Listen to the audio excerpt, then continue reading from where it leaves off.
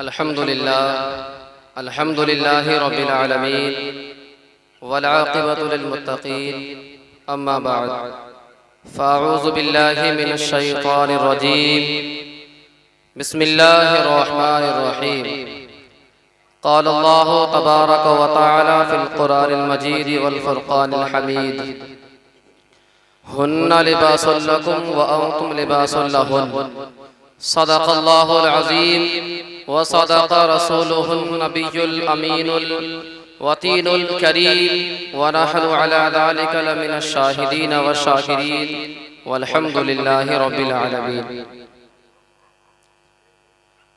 आइए हम और आप सबसे पहले गुंबदे खज़रा में आराम फरमाने वाले आका व मौला हुजूर ताजदारे मदीना सुरूरे क़ल्बो सीना जनाब मोहम्मद मुस्तफ़ा सल्लल्लाहु ताला अलैहि वसल्लम की प्यारी बारगाह में दुरूद पाक का हदिया पेश करें।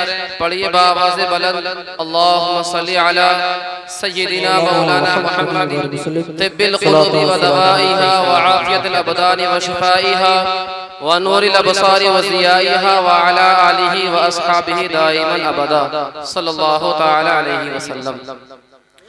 अल्लाह रब्बुल इज़्ज़त कुरान मुक़द्दस में इरशाद फरमाता है इन्नल्लाह व मलाइकतहु या अय्युहल्लज़ीना आमनू, ए ईमान वालो, यानी अल्लाह रब्बुल इज़्ज़त ने हमसे यानी ईमान वालों से फरमाया ए ईमान वालो, अल्लाह और उसके मलाइका दुरूद पढ़ते हैं उस गैब बताने वाले नबी पर।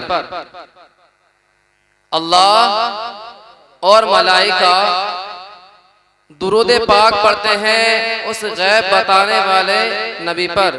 तो ए ईमान वालो, तुम भी खूब खूब दुरूद पाक नबी पाक सल्लल्लाहु ताला अलैहि वसल्लम पर पढ़ा करो। यानी ऐसा अहम काम जिसे रब तबारक व ताला खुद भी करता है, फरिश्ते भी करते हैं, ऐसे काम के बारे में रब तबारक व ताला हुक्म दे रहा है ए ईमान वालो या अय्युहल्लज़ीना आमनू सल्लू अलैहि व सल्लिमू तस्लीमा, ए ईमान वालो तुम भी खूब खूब दुरूद पाक पढ़ा करो। नबी पाक सल्लल्लाहु ताला अलैहि वसल्लम पर तुम भी खूब खूब दुरूद पाक पढ़ा करो। तो अगर कोई तकरीर करने वाला या कोई नाते पाक सुनाने वाला हमसे कहे कि एक मर्तबा नबी की शान में नबी की बारगाह में दुरूद पाक पढ़ लीजिए, तो आप लोग इश्क़ नबी के साथ बोझ समझकर नहीं, इश्क़ नबी के साथ झूम झूम कर नबी की बारगाह में दुरूद पढ़ा करो, ताकि नबी पाक सल्लल्लाहु ताला अलैहि वसल्लम हमारे उस दुरूद पढ़ने से खुश हो जाए। एक मर्तबा एक शख्स को नबी पाक सल्लल्लाहु ताला अलैहि वसल्लम का ख्वाब में दीदार हुआ। ये बताइए कि नबी पाक सल्लल्लाहु ताला अलैहि वसल्लम को नबी पाक सल्लल्लाहु ताला अलैहि वसल्लम का किसी को ख्वाब में दीदार हो जाए, कितनी बड़ी सआदतमंदी की बात है, कितनी बड़ी खुश नसीबी की बात है कि उसे नबी पाक सल्लल्लाहु ताला अलैहि वसल्लम का ख्वाब में दीदार हो गया। कितनी बड़ी खुशनसीबी की बात है।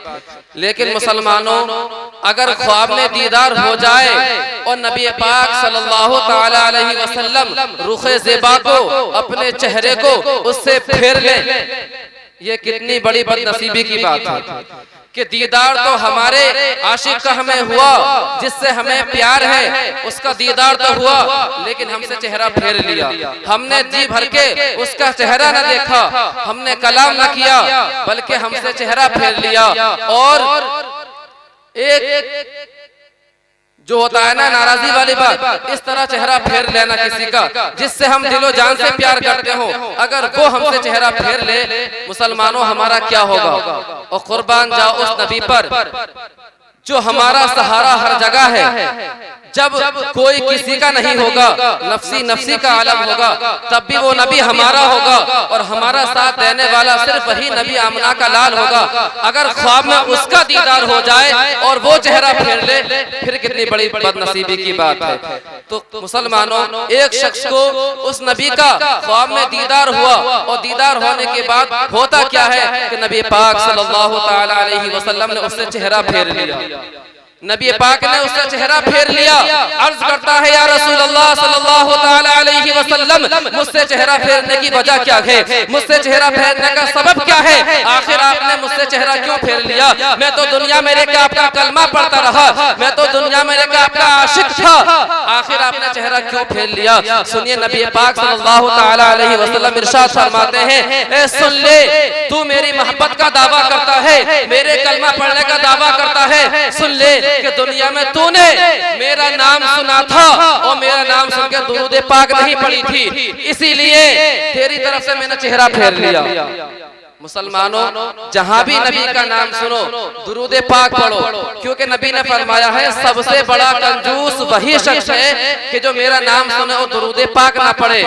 और दूसरी बात ये कि उस शख्स को नबी का दीदार हुआ और आपने रुखे ज़ेबा फेर लिया सिर्फ इतनी वजह से कि उस शख्स ने दुनिया में आपका नाम तो सुना लेकिन आप पर दुरूद पाक ना पढ़ा, इसलिए उस शख्स को दीदार मुस्तफा हुआ और मुस्तफा सल्लल्लाहु अलैहि वसल्लम ने उससे रुखे ज़ेबा फेर लिया। तो मुसलमानों, अगर मुस्तफा का नाम कहीं भी सुना करो या कहीं भी कोई मुकर्रिर या शायर या नात खां आपसे दुरूद पाक पढ़ने के लिए कहा करे, तो इतनी मोहब्बत के साथ, इतनी मोहब्बत के साथ, इतनी मोहब्बत के साथ पढ़ा करो कि एक मर्तबा पढ़ो तो 70 का सवाब मिले। एक मर्तबा पढ़ लीजिए, अल्लाहुम्मा सल्ली अला सय्यिदिना मौलाना मुहम्मद बारिक वसल्लिम सलातु व सलाम अलैका या रसूल अल्लाह। और कुर्बान जाओ अपने मुक़द्दर पर। रब तबारक व तआला ने कुरान मुक़द्दस में फरमाया है, या अय्युहल्लज़ीना आमनू, अल्लाह रब्बुल इज्जत ने अपने नबी पर दुरूद पढ़वाने के लिए ईसाइयों को नहीं चुना है, यहूदियों को, वहाबियों को, काफिरों को, चकड़ालवियों को नहीं चुना है। किसे चुना है? अल्लाह खुद कुरान में फरमा रहा है, या अय्युहल्लज़ीना आमनू, ए ईमान वालो, सल्लू, पढ़ो। नबी पाक सल्लल्लाहु अलैहि वसल्लम पे दुरूद पाक पढ़ने के लिए अल्लाह रब्बुल इज्जत ने हमें चुना है, ईमान वालों को चुना है। इसीलिए अल्लाह ने फरमाया, अय्युहल्लज़ीना आमनू। अगर अल्लाह चाहता कि तमाम लोगों से दुरूद पढ़वाऊं तो अल्लाह रब्बुल इज्जत या अय्युहल्लज़ीना आमनू ना कहता, या अय्युहल्लज़ीना आमनू नहीं फरमाता। फिर तो अल्लाह रब्बुल इज्जत कुरान मुक़द्दस में फरमाता, या अय्युहन्नासु, ए लोगों। लेकिन अल्लाह ने या अय्युहन्नासु नहीं कहा, क्या कहा? या अय्युहल्लज़ीना आमनू, ए ईमान वालों। तो अल्लाह रब्बुल इज्जत ईमान वालों से कह रहा है, तो जरूरत और जिम्मेदारी भी ईमान वालों की है कि उस नबी पर ईमान वाले दुरूद पढ़ें। अगर कोई आपसे कहे कि दुरूद मत पढ़ो, नबी पे दुरूद पढ़ने से क्या फायदा है, नबी मिलकर मट्टी में मिल गए, अगर कोई आपसे इस तरह की बातें कहे तो जान लो कि ईमान वाला नहीं है। अगर ईमान वाला होता तो कुरान को मानने वाला होता, कुरान के फरमात पर अमल करने वाला होता, कुरान के हर हर्फ पर अमल करने वाला होता। तो जब अल्लाह रब्बुल इज्जत ने फरमा दिया, या अय्युहल्लज़ीना आमनू, ईमान वालों पढ़ो, अगर कोई मना कर रहा है तो समझ लो इसका दिल ईमान की दौलत से खाली है, इसके दिल में ईमान की दौलत नहीं है, ये ईमान की दौलत लुटा चुका है, शैतान ने इसके ईमान की दौलत को लूट लिया। अभी कुछ देर पहले मौलाना आसिफ साहब एक नात पढ़ रहे थे, उसमें शेर पढ़ रहे थे कि इस्माइल ने कहा, छीन लूंगा इश्क़े नबी। इस्माइल ने कहा, छीन लूंगा इश्क़े नबी, तो रजा ये बोले कि कंसुल ईमान दे दूंगा। ये इस्माइल दहलवी का रहने वाला था। ये एक ऐसा शख्स है कि इसने एक किताब लिखी है तक़वियतुल नाम के नाम से, तक़वियतुल ईमान के नाम से, लेकिन हकीकत में वो किताब तक़वियतुल ईमान नहीं, तफ़वियतुल ईमान है। ईमान को बर्बाद कर देने वाली किताब है। क्यों? क्योंकि उसने, इस्माइल ने अपनी किताब के अंदर लिखा है कि जितने भी अल्लाह के बंदे हैं, मुकर्रब बंदे हैं, खास बंदे हैं, और खास करके नबी पाक सल्लल्लाहु ताला अलैहि वसल्लम के शान में लिखा है, वो किसी भी चीज के मालिक व मुख्तार नहीं, वो किसी भी चीज के मालिक व मुख्तार नहीं। ये इस्माइल दहलवी, जब इसका बचपन का जमाना था, ये पढ़ा लिखा ना था, जब यहाँ पर अंग्रेजों का सिक्का चलता था, आप लोग, हम लोग अंग्रेजों के गुलाम थे, अंग्रेजों के गुलाम बनकर हम काम क्या करते थे। उस वक्त इस्माइल दहलवी जैसे लोगों को इन अंग्रेजों ने खरीद लिया था, और अंग्रेजों की कॉलेज में, ये अरबी कॉलेज में पढ़ा था, और उसने खरीदने के बाद इससे जो चाहा लिखवाया। इसीलिए इसने कहा था कि मैं मुसलमानों के दिलों से इश्क़े नबी छीन लूंगा। जब आला हज़रत ने कलम उठाया था कि तू इश्क़े नबी मुसलमानों के दिलों से नहीं छीन सकता, क्योंकि मैं कंजुल ईमान दे दूंगा। रजा आला हजरत, जिसको हम कहते हैं आला हजरत, अगर वो ना होते, हमारे ईमान की हिफाजत करने वाला कोई ना होता। अगर वो ना होते, हम पता नहीं कहाँ भटक रहे होते, गुमराही के दलदल में फंस रहे होते। हम यही नहीं जान पाते कि क्या गुमराही है, क्या गुमराही नहीं है। आला हजरत ने बेशुमार किताबें लिख के हमें बता दिया कि ये अहले सुन्नत वल जमात का रास्ता एक हक रास्ता है, और अगर दोबारा दूसरी तरफ जाओगे तो समझ लो गुमराही के दलदल में फंस सकते हो। इसीलिए शायर ने कहा है कि जालिमों के जुल्म से पत्ते भी पीले हो गए, जालिमों के जुल्म से पत्ते भी पीले हो गए, अहमद सरकार से फल भी रसीले हो गए, अहमद सरकार से फल भी रसीले हो गए। सिर्फ इतना कहा था, सिर्फ इतना ही कहा था, अल मदद अहमद रजा, सुनकर सारे नजदी लाल पीले हो गए।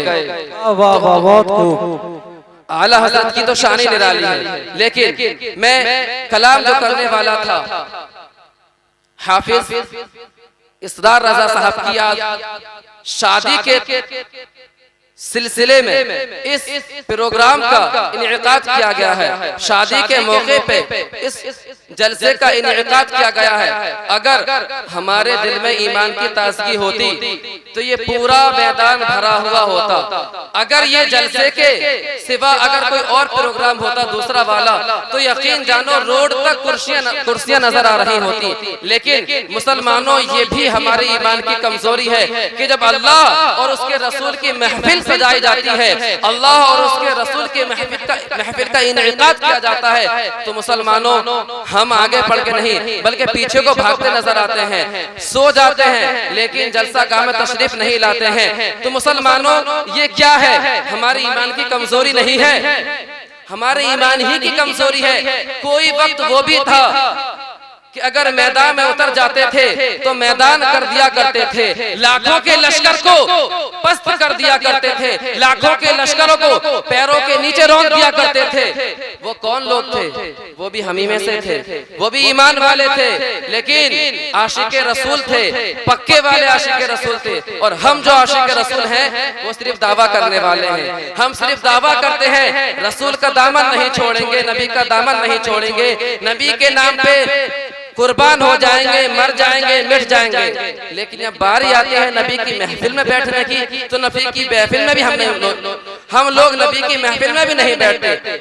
जब ये बताओ, हम लोग दावा करते हैं और नबी की महफिल में भी नहीं बैठ सकते, तो नबी के नाम पे मरना, मिटना, कुर्बान होना, ये तो बहुत बड़ी बड़ी बातें हैं। तो सिर्फ दावा करने से कुछ नहीं होता, बल्कि उसको अमल में भी लाना पड़ता है। अल्लाह रब्बुल इज्जत ने निकाह के ताल्लुक से फरमाया, हुन्ना लिबासुल लकुम व अंतुम लिबासुल लहुन। नबी पाक सल्लल्लाहु ताला अलैहि वसल्लम की हदीस पाक है,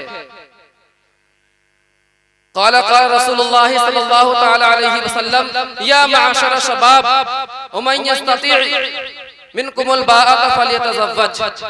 नबी पाक सल्लल्लाहु ताला अलैहि वसल्लम इरशाद फरमाते हैं, ए नौजवानों की जमाअत, ए नौजवानों की जमाअत, तुम में से जो निकाह की इस्तिताअत रखता है, फलियतज़व्वज, वो निकाह कर ले। क्यों? फ़इन्नहु अग़द्दु लिलबसरी व अहसनु लिलफ़रजी। इसलिए कि निकाह वो चीज है जिसके जरिए से आंखें नीचे झुक जाया करती हैं, आंखों की हिफाजत हो जाती है। निकाह वो चीज है जिससे शर्मगाहों की भी हिफाजत हो जाती है, शर्मगाहों की हिफाजत हो जाती है, क्योंकि निकाह के जरिए इंसान अपने नफ्स पे भी काबू पा लेता है।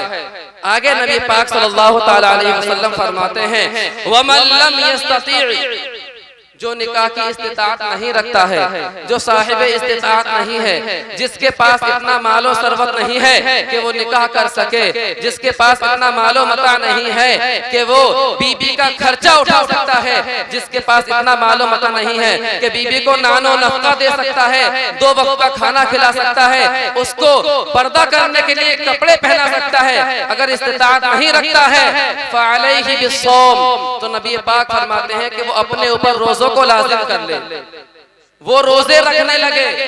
क्यों? फ़इन्नहु लहु विजाउन, इसलिए कि रोजे ही उसकी हिफाजत करने वाले हैं।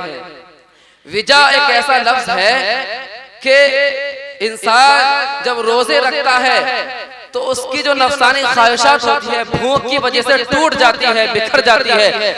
इसलिए नबी पाक सल्लल्लाहु तआला अलैहि वसल्लम ने पहले नौजवानों को निकाह करने का हुक्म दिया कि नौजवानों निकाह कर लो, क्योंकि जब इंसान जवान हो जाता है तो उसकी दिली ख्वाहिशात बढ़ जाती है, शैतान उस पर हावी हो जाता है, वो कुछ भी गलत कदम उठा सकता है। इसलिए नबी पाक सल्लल्लाहु तआला अलैहि वसल्लम ने निकाह का हुक्म दे दिया, ए नौजवानों, अगर तुम इस्तिताअत रखते हो तो निकाह कर लो, अगर निकाह की इस्तिताअत नहीं रखते हो तो नबी पाक सल्लल्लाहु तआला अलैहि वसल्लम ने उसका भी हमें हल बता दिया कि मुसलमानों, अगर तुम निकाह की इस्तिताअत नहीं रखते हो तो रोजे रखने लगो, क्योंकि रोजे रखने लगोगे तो तुम्हें भूखा रहना पड़ेगा, और भूख से जो नफसानी ख्वाहिशात होती है वो मर जाती है। इसलिए मुसलमानों, अगर दिल में खौफे खुदा पैदा करना है, खुदा को दुनिया में रह के राजी करना है, दुनिया में और आखिरत में कामयाब होना है, तो आपको हदीस पाक पे अमल करना पड़ेगा, आपको हदीस पाक पे अमल पैरा होना पड़ेगा, और नबी की हदीस के मुताबिक अपनी जिंदगी को बसर करना पड़ेगा। यकीन जानो मुसलमानों, अगर हमने नबी की हदीस पर अमल कर लिया और नबी के बताए हुए रास्ते पर अमल करते हुए अपनी जिंदगी को गुजार लिया तो अल्लाह रब्बुल इज्जत के खास बंदे हो जाएंगे, खौफे खुदा हमारे दिल में पैदा हो जाएगा, और खौफे खुदा पैदा हो गया तो नबी अल्लाह के खास बंदे हो जाएंगे। और जो अल्लाह के खास हो जाते हैं वो दुनिया में किसी से नहीं डरते, बल्कि अल्लाह रब्बुल इज्जत दुनिया की दौलत को और दुनिया वालों को उनके कदमों में लाके झुका दिया करता है। माशाअल्लाह, सुभान अल्लाह, बहुत खूब। हम अल्लाह के वलियों की बारगाह में जाते हैं, मज़ारों पे जाते हैं, क्यों जाते हैं?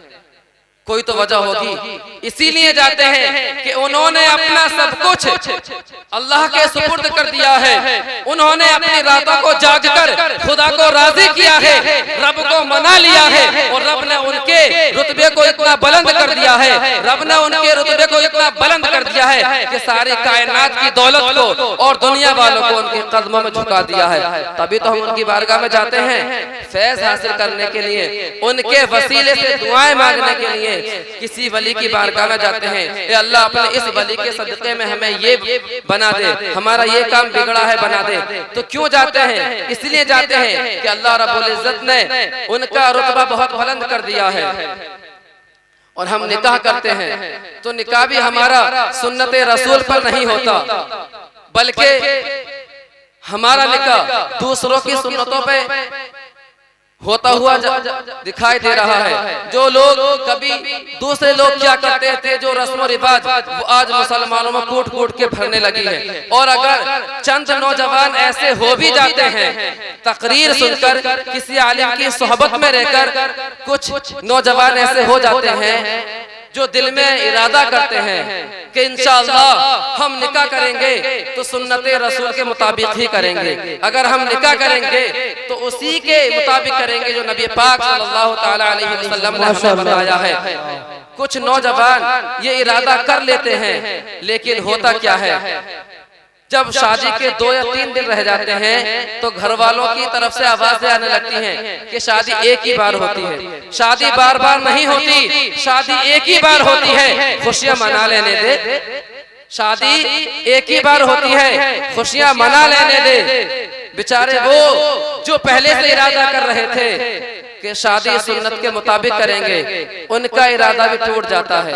और वो भी शादी सुन्नत के मुताबिक नहीं बल्कि उसी रस्म रिवाज के मुताबिक करते हैं जो पहले से होती हुई आ रही है। अगर बेचारे को घर वाली औरतें बंदर बनाएंगी तो बेचारा बंदर भी बन जाता है। ये सब हमारी रस्म और रिवाजें हैं, ये पहले हमारे इस्लाम में नहीं था। मुसलमानों, पहले हमारे इस्लाम में नहीं था। हमारे इस्लाम में सादा निकाह हो जाया करते थे। नबी पाक सल्लल्लाहु ताला अलैहि वसल्लम ने हजरत अब्दुल्ला अस्वद, हजरत अब्दुल्ला थे, बहुत काले थे, हजरत वहाब के घर भेजा कि जाओ, उनके घर जाओ और कहना कि नबी पाक सल्लल्लाहु ताला अलैहि वसल्लम ने भेजा है कि आप अपनी लड़की का रिश्ता, अपनी लड़की का निकाह मेरे साथ पढ़वा दें। हजरत अब्दुल्ला अस्वद हजरत वहाब के घर जाते हैं। जाने के बाद यही बात अर्ज करते हैं कि नबी पाक सल्लल्लाहु ताला अलैहि वसल्लम ने ये फरमाया है। हजरत वहाब कहते हैं, ऊपर से नीचे तक देखते हैं और देखते हैं कि लड़का तो बहुत काला है। क्या देखते हैं कि बहुत काला है, लेकिन नबी पाक सल्लल्लाहु ताला अलैहि वसल्लम ने भेजा था, किसी दुनियादार, किसी प्रधान ने नहीं भेजा था। अब उनकी लड़की जो थी पूरे मक्के में हसीनो जमील थी, वो ये देख रहे थे कि मेरी लड़की पूरे मक्के में हसीनो जमील है और ये सर से लेके नीचे पांव तक काले काले हैं। मैं अपनी बेटी का रिश्ता करूं तो कैसे? पहले मैं अपनी बेटी की रजा मालूम कर लेता हूँ। आजकल तो बेटी का गला घोट देते हैं, अपनी मर्जी से ही निकाह कराएंगे, चाहे बुरा हो चाहे अच्छा। निकाह कराओ, अपनी मर्जी से कराओ, क्योंकि माँ बाप किसी का बुरा नहीं चाहते, लेकिन अच्छा ढूंढो। तो कराते तो अपनी मर्जी से ही है। अब वो कह रहे हैं अपनी बेटी से मालूम करके मैं नबी की बारगाह में खुद ही जवाब दे दूंगा। हजरत अब्दुल्ला चूंकि काले थे, कई जगह से रिजेक्ट हो चुके थे, वहां से भी चुपचाप चले जाते हैं। नबी की बारगाह में यही बात कहते हैं, बस बताते ही हैं कि उन्होंने यूं कहा कि मैं नबी की बारगाह में अपनी बेटी से मालूम करके खुद ही जवाब दे दूंगा। लेकिन उनकी बेटी कमरे से बाहर आती है और कहती हैं, ए वाले साहब कौन आया था? तो बताते हैं एक अब्दुल्ला नाम का आया था। क्यों आया था? आपके निकाह का पैगाम लेके आया था। तो आपने क्या कह दिया? बताते हैं मैंने ये कह दिया कि अपनी बेटी से मालूम करके नबी की बारगाह में मैं जवाब दे दूंगा। तो क्योंकि उसको नबी ने भेजा था। तो वो बेटी कहती है कि अब्बा हुजूर आपने बहुत बड़ी गलती कर दी, क्योंकि वो तो काला था, लेकिन आप ये देखो कि उसको भेजा किसने था? दुनिया के किसी ताजिर ने नहीं, दुनिया के किसी दौलतमंद ने नहीं, बल्कि सय्यदुल मुरसलीन खालिक़े सबबे कायनात नबी पाक सल्लल्लाहु ताला अलैहि वसल्लम ने भेजा था। आपको निकाह का ये पैगाम मंजूर कर लेना चाहिए था। अगर नबी इससे भी ज्यादा काले को मेरी बारगाह मेरे लिए निकाह का पैगाम लेके भेजते तो मैं हंसते हंसते निकाह का पैगाम कबूल कर लेती, क्योंकि वो नबी ने भेजा है। जरूर दीनदार होगा, आशिक रसूल होगा। बेटी के बाप कहते हैं जी हाँ मैंने गलती की है, और जाते हैं नबी के पास दौड़े दौड़े और कहते हैं या रसूल अल्लाह मुझसे गलती हो गई है, अब ये निकाह पक्का होगा और इस निकाह का जो पैगाम भी लेके आए थे मुझे मंजूर है। और उसी मस्जिद में दोनों का निकाह हो जाता है। नबी पाक सल्लल्लाहु ताला अलैहि वसल्लम कुछ पैसे देते हैं कि अपनी बीवी को लाना है, कपड़े खरीदना है, कपड़े पहनाना है, नानो नफका देना है, लोग कुछ जाके खरीद लाओ। इधर हजरत अब्दुल्ला कुछ खरीदने के लिए जाते हैं, इधर यहूदो नसारा ने मदीने पे चढ़ाई कर दी, क्योंकि उस वक्त जो दौर था बहुत गड़बड़ चल रहा था। यहूदो नसारा अचानक हमला कर दिए। नबी की जानिब से ऐलान हो गया कि मुसलमानों जंग के लिए निकल जाओ।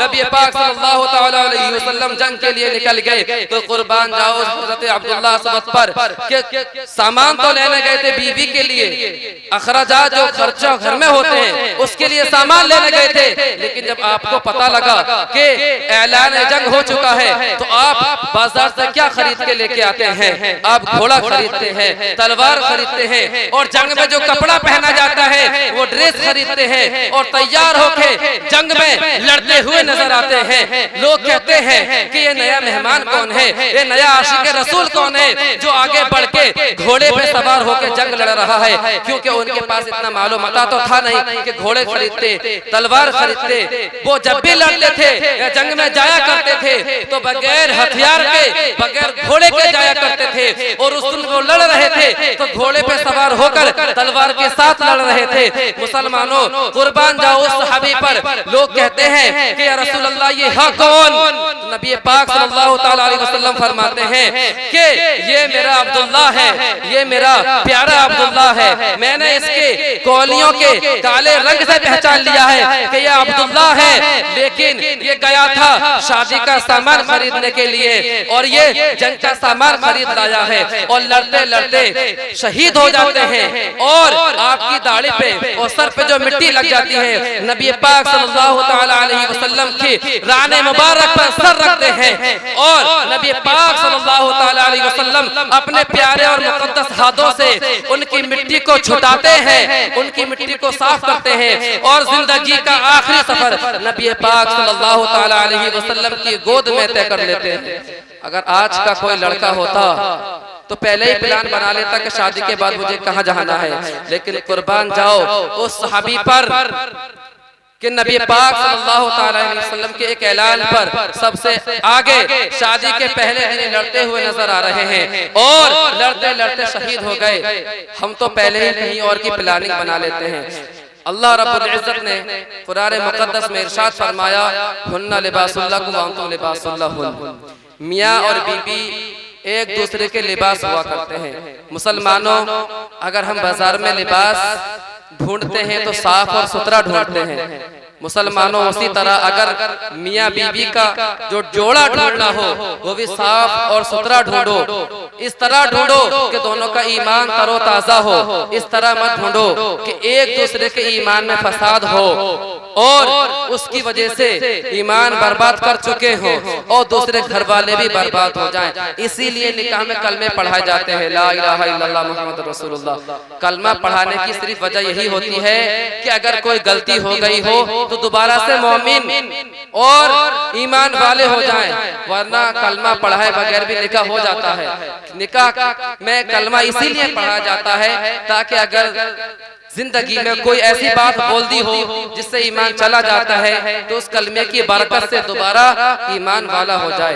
अल्लाह रब्बुल इज्जत की बारगाह में दुआ है कि मेरे बोलने में अगर कोई गलती हुई हो तो मौला अपने हबीब के वसीले से माफ फरमाए, सुनने से ज्यादा अमल की तौफीक अता फरमाए। व आखिर दवाना अल्हम्दुलिल्लाहि रब्बिल आलमीन। अस्सलामु अलैकुम व रहमतुल्लाहि व बरकातुहू।